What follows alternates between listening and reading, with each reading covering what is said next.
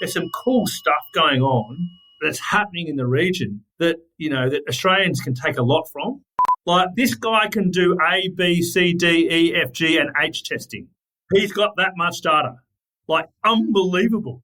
So he goes, would you like Sam Kim to speak? And Sam Kim is the CEO of Lotte in Korea.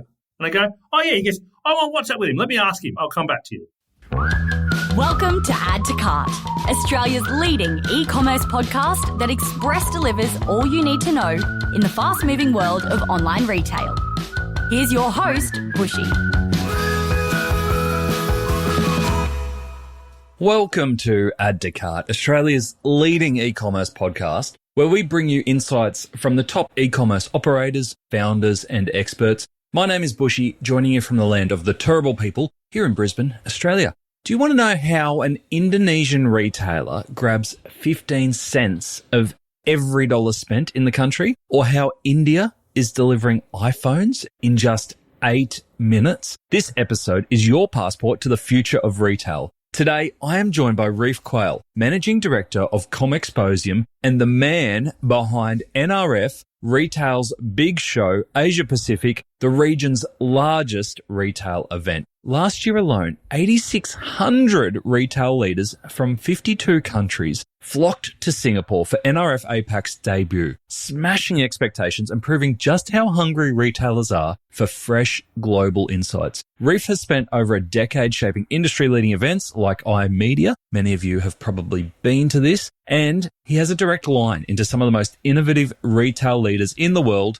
including Kmart, Coles, FairPrice, and JD.com. We hear a few of those stories today. In this chat, Ryf reveals why retailers here in Australia need to think beyond our shores and potentially to some of our neighbours. He talks about brands like Alphamart, Shopee, and Mecca and what they're doing to dominate. He tells us about how the rise of quick commerce in India is rewriting the rules for retail logistics. Plus, he brings us some pretty wild behind-the-scenes stories, like how he found himself in a Beijing boardroom with the CEO of none other than JD.com. Plus, this is what I'm hugely excited about. We have a first for Add to Cart. If you like what you hear today, and I'm sure you will, and you want to see where the future of retail is heading beyond our shores, we've got something exciting coming up. I am taking a small group of Aussie e-com leaders to NRF 2025 APAC in Singapore this year. It is the fastest growing retail event in the region, and I want you to come with me. Join me and about 10 other retailers to get the best keynotes, do a Singapore tech store tour, and meet connections that you're going to have for life, all for less than the price of a standard ticket. More on that later, but if you are curious and you can't wait, the details are on addtocart.com.au or just drop me a note. Expressions of interest for the very first Add to Cart NRF 2025 APAC tour group, they're now open. All right, let's get into it. Thanks to our partners, Shopify and Klaviyo. Here's our conversation with Ryf Quail, Managing Director of Comexposium APAC and NRF Retail's Big Show 2025 APAC. Ryf, welcome to Add to Cart. Thank you, Nathan. How are you, Bushy? Good. Brilliant to have you here. We've been queuing up this episode for a long time, and it's exciting to do it right now because the timing is very particular because obviously we've got NRF coming up, which we're going to dive into today. But for the very first time on Add to Cart, we are launching a tour group to take a group of retailers over to NRF 2025 APAC in Singapore, which is what you are running for the second year. And it's awesome to have this partnership with you. So I'm hugely pumped. No worries. It's great. I mean, it's exciting. And for us, it's awesome to have such passionate people around Australia really getting into this program. We had 500 Australians come last year and or more than 500 Australians last year. And the energy towards us has been really cool. And I think for the first time ever, we've had a regional show. The NRF brand is magnetic, but it's a regional show. And Australians are recognising that they need to look beyond their borders to learn new stuff and new things. And there's a lot of great things happening around the APAC region. Yeah, absolutely. And I'm keen to understand from you, because most people listening will know you from iMedia if they didn't go to NRF last year. What was the big momentum for you to kind of go, all right, cool, we've done iMedia, and iMedia is still going strong, don't get me wrong, but your energy and your focus is now on NRF 2025 in APAC. What drew you? to kind of take this on as the next challenge? I think for me, it was 6 years with iMedia. And then before that, I'd owned the iMedias in New Zealand in partnership with DMG, then Comexposium. So it's been a long run, it's probably been a decade. And for me, I'd been on that journey and had a great time. And I'd worked as a practitioner. So working on retail was great within iMedia. But then the partnership with the NRF came up. And it came up before COVID, actually. And obviously things it was quiet for a while there because everyone was grappling their way around COVID. And then we went back over in 2022 and agreed what we would do. And this was in New York? Yeah, New York, yeah. And we did a global feasibility study because it was actually where we were going to run it around the world. And it ended out to be Singapore, which is great for me because it's closer than going to Paris or closer than going to other parts of the world, or Dubai. And so then from that point of view, we signed a heads agreement and we launched in January 2023 at the Big Show on main stage. And we launched last year. And it was really a surreal experience, to be honest with you. It was, I wanted to do the project. It was really my first trade show I'd ever run. Yeah. But more importantly, I think what was really exciting about the whole thing was that it was two things that came forward. One, 2,500 people go from APAC to New York every year to go to the Big Show in New York in January. But secondly, there was just this absolute eagerness for a regional show. And so what was really lovely about the journey, and to be honest with you, I've been really fortunate. I'm quite grateful because whether I would be in Japan or India or Indonesia or Singapore or Australia, everyone was really keen to be involved. And you're another great ambassador for the show this year, Bushy, getting involved. But I think for us, there were so many people who came towards us, and my network was so warm that it was a really validating experience. So, we're going to do this. And to be honest with you, we were shooting for 5,000 registrations last year. We reached 8,600. We had 52 countries come. Wow. In the first year. So it was just mind-blowing. And so it's sort of a bit of a pinch me moment.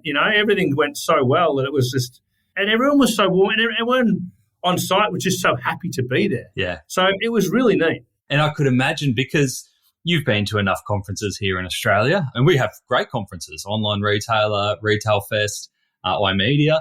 Don't really call out a conference, it's a little bit different. But when you talk about the vibe being great, how do you describe it as different to what people might be used to? Well, I think there's a couple of layers. I think, first of all, Asia Pacific is the largest retail marketplace in the world, but it's not Europe. It's multiple languages, multiple cultures, multiple legislative jurisdictions. You really can't expand. So what we found was that people were really keen to meet other people from other markets because that's how business gets done. You can't expand through the region or learn from each other without finding like minds across the region. Yep. So what was really neat is that, people were just keen to meet other retailers from other parts of the region and hear new stuff. Yeah. And that was the cool thing because, we've seen a lot of it in Australia and we're so exposed to it. Australia is so far away from the rest of the world that we're very aware of what's happening here. We're not aware of what's happening, with, say, Family Mart in Japan or Alpha Mart in Indonesia or, Reliance in India or, Central Group in Thailand. There's some cool stuff going on that's happening in the region, that Australians can take a lot from. That's what I'm excited about because I think obviously we know our Australian case studies pretty well. Yeah. We've got some great retailers here, but it does tend to become a bit of an echo chamber of the same stories over and over again. And I meet speakers all the time. So I've met this guy, Ryan Alphonse, who is the CMO of Alphamart Indonesia, and he is the CEO of their sort of global insights program. So take a step back. This is a 25-year-old business. It takes 15 cents in every retail dollar in Indonesia. So it's big. Wow. They have 22,000 stores across the Philippines or Indonesia and a little bit in the Philippines. They're sort of small format grocery. Think IGA, right, for Australia. They are opening 40 new stores a month. Ooh. And so this is big. So 15 cents in every retail dollar in Indonesia is in this thing. So this guy's speaking, right? Yeah. And then he runs their GLI program, which is their retail media loyalty and insights program. So their loyalty program accounts for 60% of their total revenue. Like this guy can do A, B, C, D, E, F, G, and H testing. He's got that much data. Yeah. Like unbelievable. He's a speaker, right? And I have a call with him, and I'm like mind blown, like epic. How do you come across your speakers for the APAC region? Because obviously you need to go beyond your immediate network. Yeah, and that's I started back with the warmth towards us. I think one of the things that's been quite cool has been the fact that we've been able to build an advisory board, a bit like iMedia actually, with leaders from, say, Mumbai to Tokyo down to Auckland. Yep. And they all contribute in an advisory board process, but they also rattle the cage in their network as well, and so speakers come towards us. Like we've got a Vipul Chawla, and Vipul is the CEO of FairPrice in Singapore, right? That's like Woolworths in Australia, right? And he's so passionate about this show. So he goes, would you like Sam Kim to speak? And Sam Kim is the CEO of Lotte in Korea. And I go, oh, yeah. He goes, oh, what's up with him? Let me ask him. I'll come back to you. So it's unbelievable. And then you have these calls with these people and they tell the stories of the things they're doing. And it's just like, I'm so grateful because we just see so many cool things going on at any one time. It's just, I'm like, I get to see everything. And like now I used to sort of look at myself as being fortunate in Australia because, we would see great stories all the time. But now I'm seeing the stories and others. And so we've got Ian, CEO of Kmart, or MD of Kmart, and now chair of Anko speaking. And the Anko brand is now being expanded. So they've opened in the Philippines. So this is cool, right? So this is Australian retailers expanding through the region. And that means that they can't just turn up and open a door. They have to partner and they have to find like minds. And they're doing it. This is Australian businesses doing it, So that's really neat. It's just neat stuff happening all over the place. And so, as I said, I find myself pretty grateful to be sort of in this position to sort of chat to people and understand what's going on. So it's always the way, but you sort of go, and our agenda's almost done now, but so it's looking pretty good. I'll tell you one other story too, and this will make you laugh. One of my advisory board members is the president of Walmart in China, so another convenience store. And she said, you need to speak to my friend if you're going to Beijing. And I went, yeah, I'm going to Beijing. I said, her name's Sandy. I went, okay. And who's Sandy? I say, well, she's the CEO of JD.com. So Jingdao, right? As you do. And I go, okay, I'd love to see it. So I get introduced. Sandy responds straight away. She goes, oh, no, come to our offices. So I go to their offices. Their campus is as big as Google's. I'm in the top floor of the number one building in Beijing with the CEO of JD.com going, this is unbelievable. This is incredible. So these are the sort of things I'm getting involved in, and they're engaged and they're listening and they're being part of it. So I'm just having this awesome time. That's amazing. What have you learned around doing business just generally in the APAC region? I think for me as an Australian, one of the things that we need to recognise, and this is an important message for retailers too, Australia's brand as a country is one of high trust and high integrity. And so that is a halo over a brand coming up, for an Australian retailer brand coming up.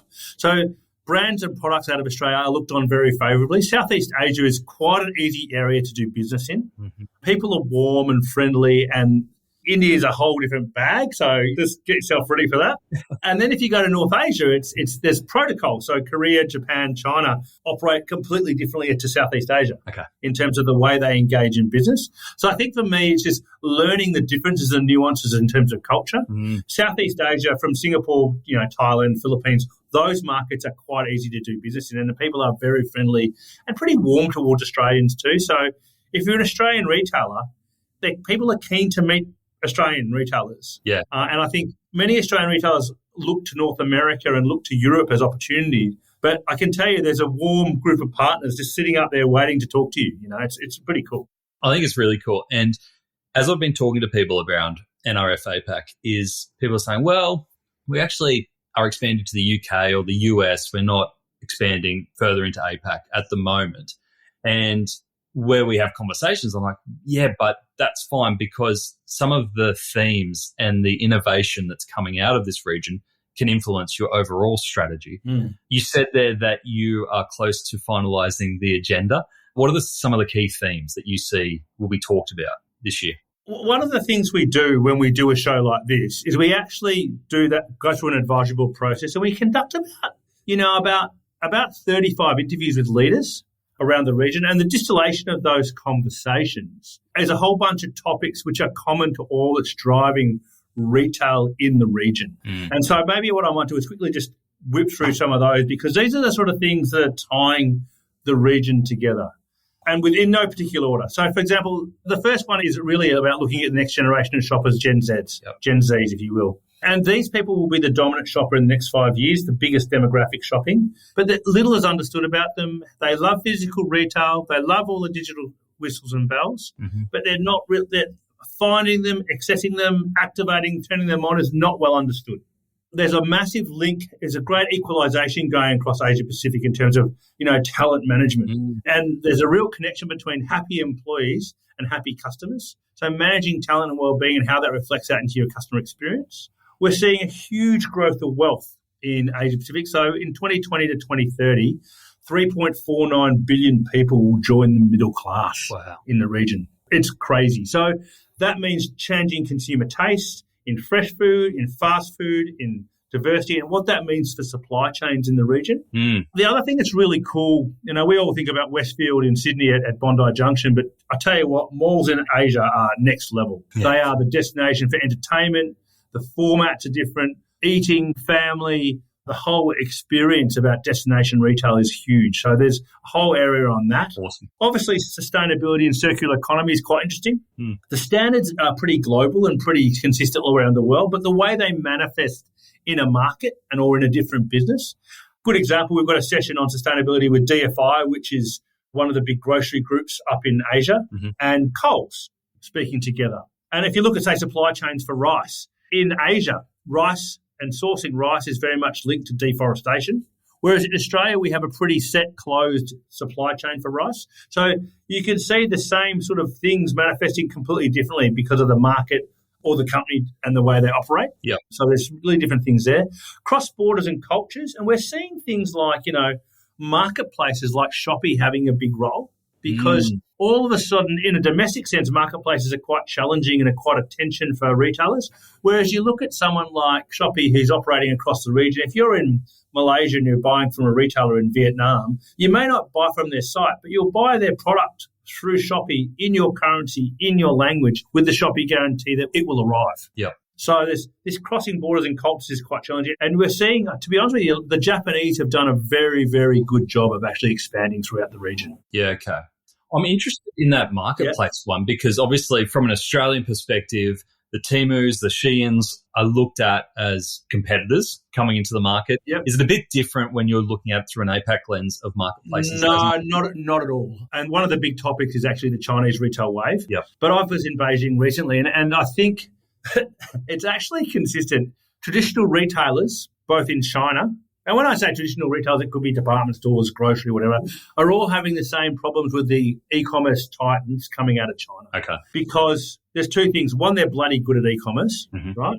Two, their distribution is mind-blowing. Their ability to get product to consumers is beyond anything we could possibly imagine. Yeah. In fact, one of the big areas is the delivery revolution.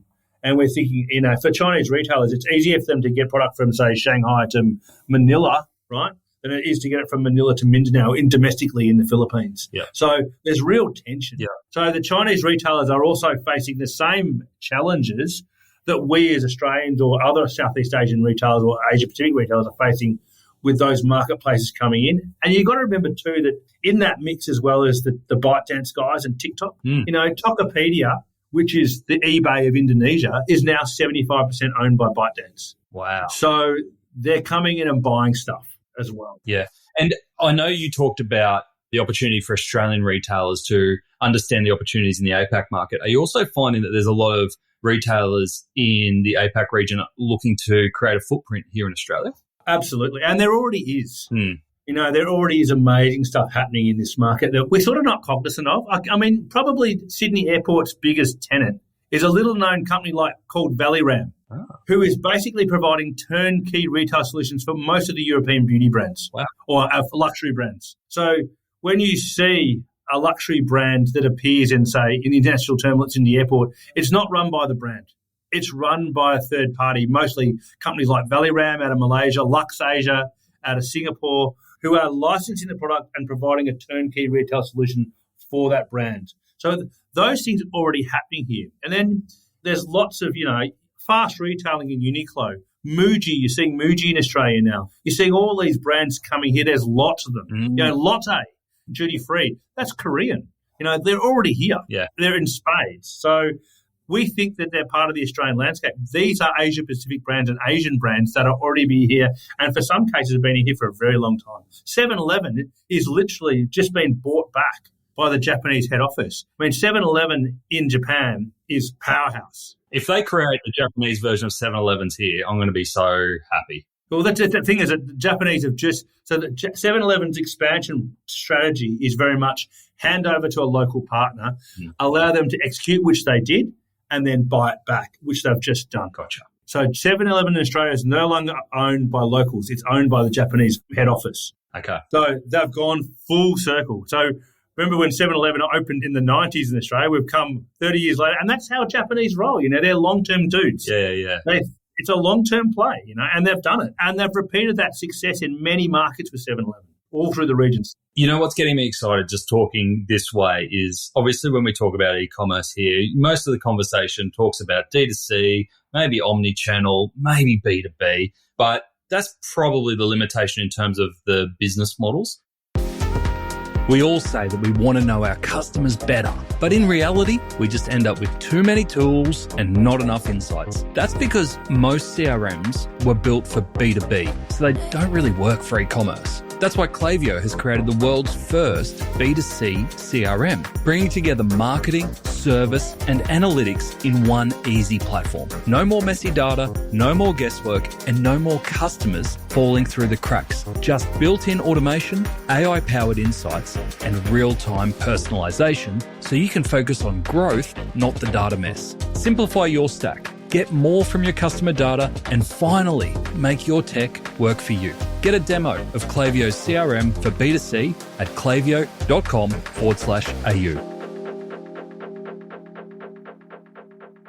What you're talking there is going way beyond that in kind of thinking about all the different types of business models that are available now, but also coming down the line from the APAC region. Yeah, well, I think probably the most exciting thing is what's happening with India. And I'm not sure if you've heard of quick commerce. I've heard of it. I don't understand it. Okay. So when the new iPhone launched and you lived in Chennai, Mumbai, Delhi, and one of the other big cities, from ordering on an e-commerce site to arriving on your desk in your office was 8 minutes. Oh, in India? Yep. So the whole piece around infrastructure and last mile delivery had just gone completely bonkers. So we've got a whole session on this with Bain and Big Basket out of India. Yep. And so now, it started with iPhones. Now it's everything. So, for example, I had lunch with the CEO of the Retail Association of India and his wife, who were out for the cricket over summer. And they were telling me how it was their niece's birthday that day for lunch. They got up in the morning.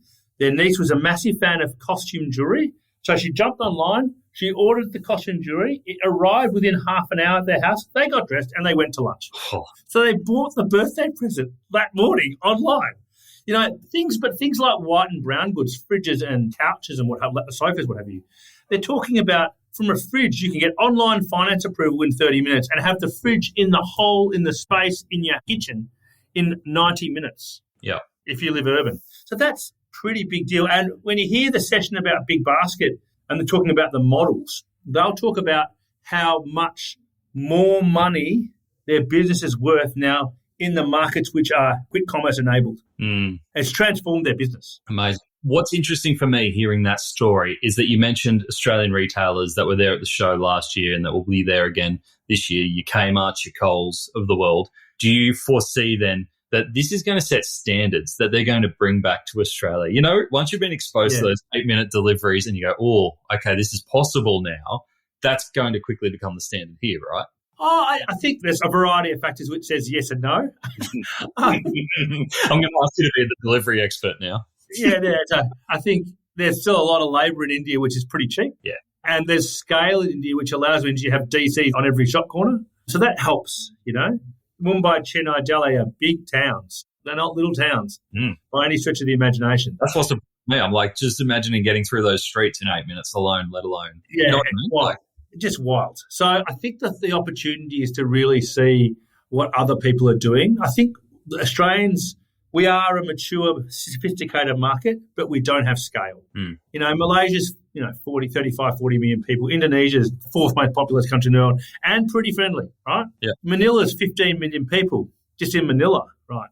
But there's no credit cards. So you operate on a whole cash and delivery basis with e-commerce, completely different to us. And so what can we learn from that? Yeah. What are those things we can take away from that? And I think the timing is really nice. I've said this to a few people, and I think I put it in my newsletter the other day, was that we've kind of come out of this survival mode as retailers. I feel 2025 is okay, eyes up, what's possible now? Like, we're not going to explode out of the gate straight away, but it's kind of eyes up, what's possible, instead of getting through the last few years of survival mode. So I think the timing is perfect. Yeah, I agree. And I'd echo that, because I think that before COVID, everyone was up and about. Then we had COVID, and then people couldn't travel for a variety of reasons, either because of travel restrictions or the COVID had impact on their business, or we came to a bit of a tough economic period. So people are sort of had other focuses to sort of solve, and that drove their decision-making in terms of what they participated in, what tech and what consultants they brought onto their business, et cetera, et cetera. I think we've seen a little bit for Australians, we've seen a little bit of a bump forward over Christmas, and we've definitely seen a shifting of sales towards those sales periods in November. But I think for me, there is positivity, and I can talk to iMedia as well. The energy coming towards those shows are much more because, as you say, retailers are recognising that they're coming out of the cloudy period. Their eyes are up and they're looking for something to go forward now, and that's what makes this industry pretty cool, because that's the fun bit, isn't it? As soon as there's an opportunity to lift your head, retailers do it, and do it pretty quickly, and really start to find those ways to move their businesses forward. And in terms of lifting your head, obviously you would be exposed to some of the coolest tech and innovation that's coming out of APAC. Anything that's caught your eye that you're like, got to see this in the show?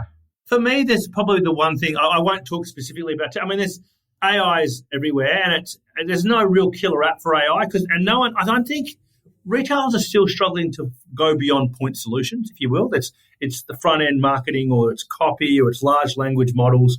But then you can see really cool applications in supply chain, in inventory management, et cetera, at back of house as well. But I think what's really cool from our point of view, as part of NRF, we have a global program called the Innovators Showcase. And so what happens there is VCs from around the world pitch the latest bleeding-edge retail tech that they've funded to us. And those people can come and exhibit. So we'll have about 30 of those in the show. And those are very much, they're global. So you'll see a lot of Israeli tech. Last year we had pretty much from all over. So in New York it happened. So this year, obviously, Mr. Musk's Starlink was there. But there was also some really cool stuff. There was even Australian tech up in New York this year. It's the largest gathering of bleeding-edge retail tech in one place. Yeah. So it's a nice place to be. And I thought if you talk to someone like Ben Thompson from Endeavour Drinks from EDG, he's the king of seeking out the new stuff to solve problems. He engages with this problem pretty heavily. He's probably one of the luckiest dudes in retail in Australia, getting to go to pretty much everything. But he's the king of finding technologies. And he's really engaged with programs like this because he can see, that this technology is not always available at every show you go to. Yeah, exactly.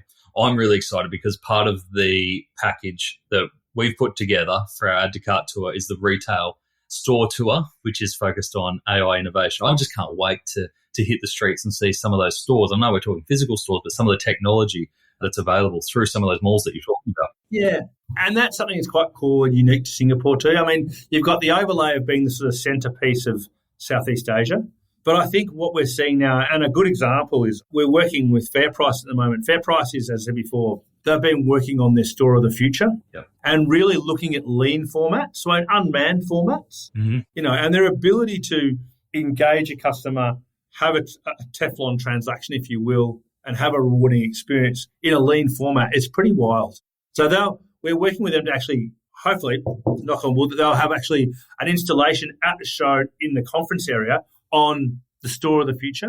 The other thing we've got going on, speaking of that, is, as you know, Mecca are launching their beauty extravaganza in Melbourne. On a session, we've got FairPrice talking about their store of the future, and Ian Burl, Chief Retail Officer of Mecca, on the same stage talking about the latest innovations in formats and comparing and contrasting. So what's an Asian format? What's the killer app? And this is the largest beauty installation in the world in Australia. What's driving that format? And how's that shaped? And those two can compare and contrast, which is going to be pretty cool. That's very cool. Very cool. So this is the part where I want to help people make a decision, because we've currently got expressions of interest open for those who might want to come along on the Add to Cart tour. So, Ryf, from your perspective, Who are the types of retailers? What kind of mindset are they in that will get the most benefit from attending NRF APAC this year? I think there's a couple of layers. There's one strand which is looking to go beyond Australia's borders. I think there's very much that case. And for those retailers who are looking to go beyond Australian borders, then you're going to have a situation where you're going to find a lot of partners because that's what everyone's there for.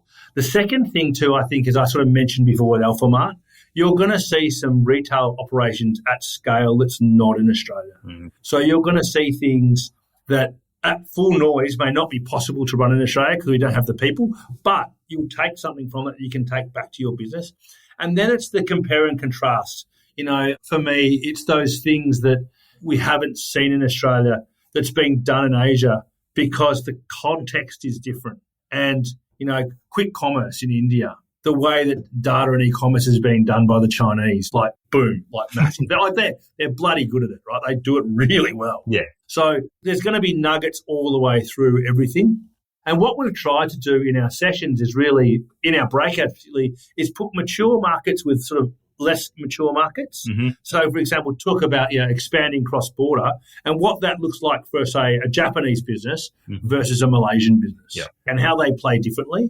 And so the classic example we've got, Store of the Future with Singapore and Australia side by side. And they can talk about their journeys and compare and contrast and see what's relevant for them and what's different, because that's what we need to define. And then in the expo, I think this is a place to come to shop. We're going to have 300 exhibitors, right? There's going to be something for everyone on that floor, plus the Innovator Showcase, plus some content where we've got 36 sessions with vendors talking about solutions with customers. So there's going to be a lot of stuff that people can see to cherry pick, content and solutions to solve the problems in their business. That was going to be my question. From what you saw last year, how much of it is sitting in sessions? Obviously, some of those speakers that you talked about, I'm like, I'm not going to miss them. But what does the in-between look like? I mean, we're all used to expos and all that sort of stuff. How does it work? So a little rundown of the show. So if you're come in on the Monday or either Sunday night or Monday morning. You can go down to the Marina Bay Sands, which is an amazing venue. If you've seen the Marina Bay Sands, incredible. Oh, yeah. Get your badge. That night we have an opening party. So there'll be 500 or 1,000 people there, of course, all walks of Asia Pacific. It's pretty wild. Next day we kick off 9 till 11 and 3 to 5 is conference time. 11 till 3 is expo. So expo runs all the way through, but the focus time for expo is 11 to 3. So it's pretty busy down on the floor about that point. At that time, there's also all those exhibitor big idea stages running during the expo time. The market is shifting, costs are climbing, and the pressure to do more with less is real. But when resources are tight, you can rely on Shopify, the platform that's consistently first with new capabilities. Shopify invests significantly in R&D and drops more than 150 updates every year, evolving with you and absorbing complexity so you can focus on what moves your business forward. From AI-powered insights to the world's best converting checkout, Shopify is designed for the next era of commerce, helping you sell more, scale faster, and future-proof your brand. Build for what's next with Shopify. Visit Shopify for Enterprise to learn more. And then on the night, every night at the end of the day, there's happy hour drinks on the expo floor. If you're coming as a retailer, there is so much stuff. There's so much stuff. Like, I think there were boats and cocktail parties. It just went on forever. So it's unbelievable. There's also the night of night two, there's the Retail in Asia Awards, who are our partner. So a lot of Australians come up for that event alone to participate in the Retail in Asia Awards. So those people all automatically get access to the expo as well. Yeah. So there's those type of things. And then the other cool thing that we're doing, which is probably important to realise, is we want to run the largest gathering of retail CEOs in the region. So we launched this year the NRF APAC CEO Club. So they'll meet on the Tuesday night, 991. They'll have a cocktail party. They'll be able to connect with each other in the app and meet with each other. Because we know that the CEOs all come. NRF's about a leadership meeting. It's about bringing CEOs. So, all of our 11 keynotes on stage are CEOs. And so it's about having them meet with each other, because they'll cherry pick the content. But it's for those guys is what happens on the sidelines. Their ability to sit down, an Australian and a Malaysian, or a Malaysian and a Chinese, or a Indonesian and Indian, because that's the way partnerships are done. So that's a really cool thing that we're doing this year as well. So there's so much stuff going on. You're like, if you come up as a retailer, you'll find your way into a whole bunch of different stuff. One other thing we've got going on too is that on every day there are closed-door lunches, VIP lunches, which are being run from everyone from MasterCard to Google and everywhere in between. And so these sessions are, they're bringing out top speakers from all around the globe. There's 50-person intimate lunches that you can RSVP and get involved in. So you won't go hungry either, which is good. That's awesome.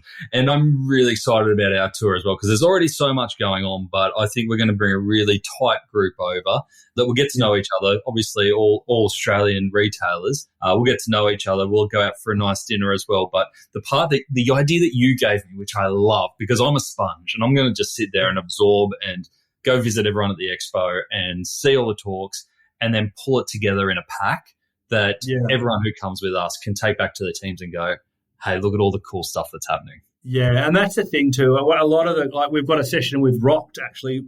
Rocked is an Australian company, but they're running a Japanese session and close to lunch. And what they invariably do every year to that point is they run a wrap of the show in Japanese language. So the Japanese retailers, of which last year there were about 800, take back to the boss. This is what I took from this show. This is what I learned. These are the things that are applicable in my business. And here are potential some of my action steps that lead to how is this going to turn the dial for me in my business. Love it. Well, Ryf, 3rd to the 5th of June, don't have long now. What's the next few months look like for you? It's execution. Today we were looking at floor plans. I'm sure that my comms team sitting on the silent mode beside me are laughing because we've just done a lot of implementation this morning. Everything from the way the conference looks to the way the expo exhibitor manual rolls out it's really about execution now. So the content's pretty much done, barring a couple of bits and pieces. The tickets are in full noise, so it's rolling along nicely, and that's ticking along as it should. But it's really about implementation. So, we've got to build 15,000 square metres of exhibition. We've got a conference we'll seat 3,000 plus people. There's lounges, there's functions, there's all sorts of... So if you're trying to take it all in one day, your mind explodes. I've got a lot of people... a lot of people working on it. So every time I look around, there's something else happening, which is good. So I try not to worry too much, but sometimes you can't help yourself. Big deal. It's a big deal. Mate, well, thank you so much. I can't wait to see you over there at Singapore. We'll catch up there. We'll have all the details on our website on how people can join our tour group, but then also find out more information on everything that's going on, including the agenda. Ryf, thank you so much for joining us on Add to Cart. Thanks, Bushy. Thanks for the opportunity, mate, and I'm enjoying the partnership already. So have a great one. Cheers, mate. There you go. Inspired by a 60-minute conversation? Imagine what you'll get out of 3 days in Singapore. Like I mentioned at the start of our conversation, this year we are taking our very first Add to Cart tour group and we are heading to Singapore for NRF 2025 APAC in Singapore this June. And I want to invite you to join us. If you are a head of e-commerce, a marketing or a tech leader or an e-commerce manager, this is your chance to take yourself out of the comfort of Australia and immerse yourself in the future of retail. We are taking you with full VIP access to NRF APAC with exclusive behind-the-scenes retail tech tours, a networking dinner with top Aussie e-com leaders, and a take-home insights pack so you can take home your game-changing ideas back to your team and prove to your boss that you learn a lot while you're over there. Plus, we're going to throw in a few surprises along the way. So spots are limited. So now is the time to register your interests